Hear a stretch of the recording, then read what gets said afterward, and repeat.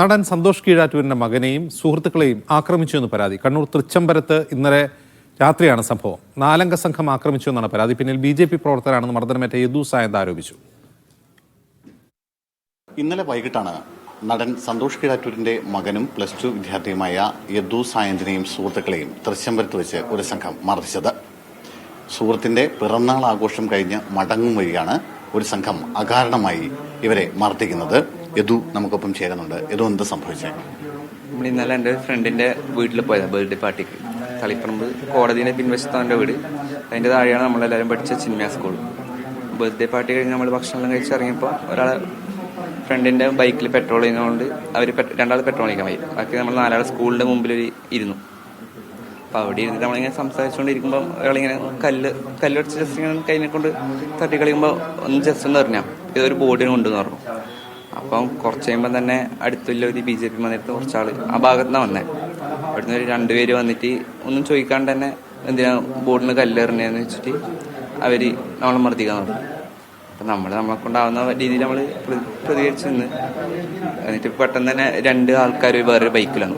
അപ്പോൾ അതിനിടയ്ക്ക് അവർ വിളിച്ചു പറയുന്നത് പിള്ളേർക്ക് ആളിറക്ക് എന്നെല്ലാം പറഞ്ഞിട്ട് ബൈക്കിൽ വന്നവർ പെട്ടെന്ന് ഹെൽമെറ്റ് ഊരിട്ട് തല്ലാൻ തുടങ്ങി. അപ്പോഴത്തേക്ക് തന്നെ നമ്മൾ വീട്ടിലെല്ലാം വിളിച്ചു പറഞ്ഞു. ഞാൻ വീട്ടിലെ അച്ഛനെയും വലിയച്ഛനെല്ലാം വിളിച്ചു പറഞ്ഞു. പക്ഷെ അപ്പം തന്നെ അവർ നല്ല രീതിയിൽ തല്ലാണ്. ഞങ്ങൾ ഷർട്ടെല്ലാം വലിച്ചു നിലത്തിലിട്ട് പിന്നെ അവരാൾ കൂടി ഒരു 5-6 ആൾ പേരായി നിലത്തിട്ട് ചവിട്ടുമെല്ലാം ചെയ്തു. ഫ്രണ്ട്സിനെല്ലാം എൻ്റെ മറ്റേ ഹെൽമെറ്റ് കൊണ്ട് അടിക്കും, മൂക്ക് നല്ല ബ്ലീഡിങ് എല്ലാം വന്നു.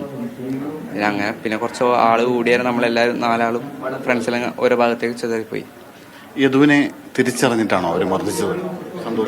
അവസാനം എല്ലാം കഴിഞ്ഞതിന് ശേഷം ഒരാൾ ഞാൻ മേലേക്ക് ഓടി.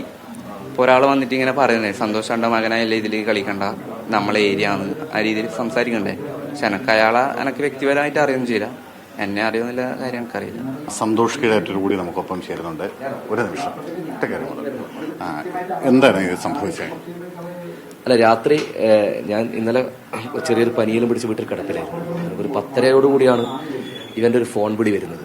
സാധാരണ ഇത്രയും കാലത്തിനിടയിൽ ഇങ്ങനെ കരഞ്ഞ് പറയുന്നത് ഞാൻ കേട്ടിട്ടില്ല.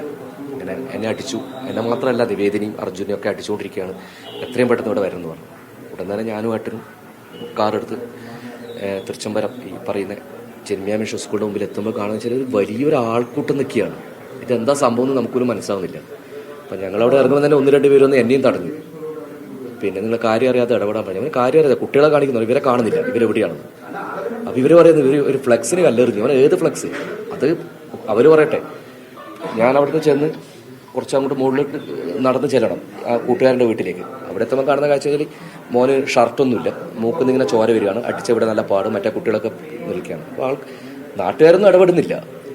അപ്പം ഞാൻ അവരെയും കൊണ്ട് ഹോസ്പിറ്റലിൽ പോകാം അല്ലെ പോലീസ് സ്റ്റേഷനിൽ പോകുന്ന പറഞ്ഞാൽ അവിടെ വരുമ്പോൾ എന്നെയും 1-2 പേര് തടഞ്ഞു.